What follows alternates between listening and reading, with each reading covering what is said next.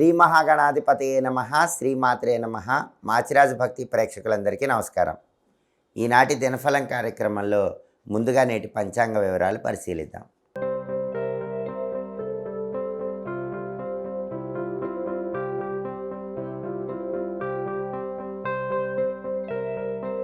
జనవరి 16 సోమవారం దినఫలాన్ని పరిశీలిస్తే నవమి తిథి రాత్రి 7:20 వరకు ఉంది. ఆ తర్వాత దశమి తిథి వచ్చింది. స్వాతి నక్షత్రం రాత్రి 7:23 వరకు ఉంది. సోమవారం స్వాతి నక్షత్రంతో కలిసి వస్తే ఛత్రయోగం ఉంటుంది.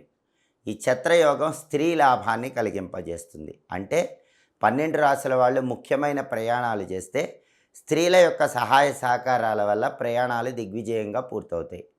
ప్రయాణాల్లో ధనలాభం కలగటానికి కూడా స్త్రీల సహకారం విశేషంగా పనిచేస్తుంది. అలాగే రాశిచక్రం చార్ట్లో గ్రహాల స్టేటస్ తీసుకుంటే సోమవారానికి అధిపతి అయిన చంద్రుడు కేతువుతో కలిసి తులలో ఉన్నాడు.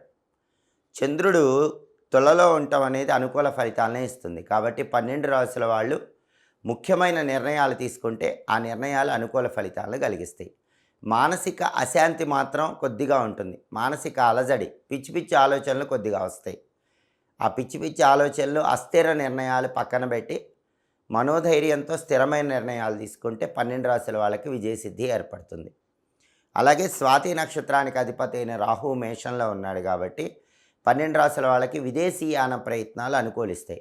స్నేహితులతో కలిసి ముఖ్యమైన కార్యక్రమాలు ప్రారంభిస్తే ఆ కార్యక్రమాలన్నీ దిగ్విజయంగా పూర్తి చేసుకోవచ్చు. అలాగే నక్షత్ర బలాన్ని బట్టి కొన్ని పనులు చేసుకోవచ్చు. స్వాతి నక్షత్రం ఉంది కాబట్టి నామకరణం, గర్భాధానం, అన్నప్రాసన కార్యక్రమాలు నిర్వహించుకోవచ్చు. క్షురకర్మ చేయించుకోవచ్చు. తైలాభ్యంగనం చేయొచ్చు. అంటే ఒంటికి తలకి నువ్వుల నూనె రాసుకొని తలంటు స్నానం చేసుకుంటే జాతక దోషాలు తగ్గిపోతాయి. అలాగే చెవులు గుట్టించడానికి అనుకూలం. జ్యోతిషపరమైనటువంటి విద్యలు నేర్చుకోవటానికి స్వాతి నక్షత్ర బలం పనిచేస్తుంది. అలాగే కంప్యూటర్ కోచింగులు స్వీకరించడానికి అనుకూలం. సంగీతపరమైన విద్యలు నేర్చుకోవటానికి అనుకూలం. మోటారు వాహనాలు కొనటానికి, వాటిని నడపటానికి స్వాతి నక్షత్ర బలం పనిచేస్తుంది. చెట్లు నాటడం ద్వారా గ్రహదోష తీవ్రతను తగ్గింపజేసుకోవటానికి కూడా స్వాతి నక్షత్ర బలం విశేషంగా సహకరిస్తుంది. మంత్ర విద్యలు గురువుల దగ్గర నేర్చుకోవటానికి స్వాతి నక్షత్రం విశేషంగా సహకరిస్తుంది. నక్షత్ర బలాన్ని బట్టి ఈ పనులన్నీ చేసుకోవచ్చు. అలాగే 12 రాశుల వాళ్ళు అనుకున్న పనులు అనుకున్నట్లు పూర్తి కావాలంటే ఈ రోజుకున్న ప్రత్యేకత కనుమ పర్వదినం.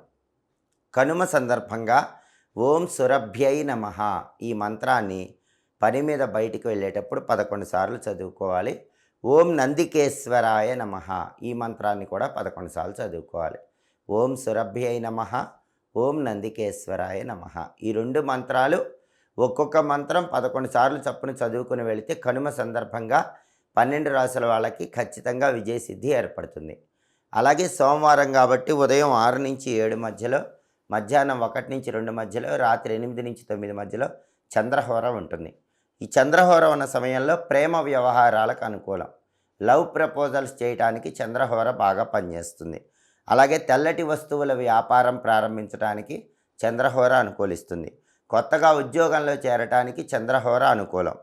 నీటి మీద ప్రయాణాలు చేయటానికి చంద్రహోర అద్భుతంగా సహకరిస్తుంది. గృహానికి అవసరమైన పాత్రలు కొనుగోలు చేయటానికి, వాటిని వినియోగించుకోవటానికి కూడా చంద్రహోర బలం అద్భుతంగా సహకరిస్తుంది. ఇవి ఈనాటి దినఫలం కార్యక్రమంలో ముఖ్యమైన అంశాలు. మళ్ళీ తదుపరి దినఫలం కార్యక్రమంలో తిరిగి కలుసుకుందాం. మా వీడియోస్ మీకు నచ్చినట్లయితే మా ఛానల్ని లైక్ చేయండి, కామెంట్ చేయండి. మా ఛానల్ వీడియోస్ 10 మంది మిత్రులకు షేర్ చేయండి. మా ఛానల్ని సబ్స్క్రైబ్ చేసుకోండి. పక్కన ఉన్న బెల్ సింబల్ నొక్కటం మాత్రం మర్చిపోకండి. సర్వే జనాః సుఖినో భవంతు. స్వస్తి.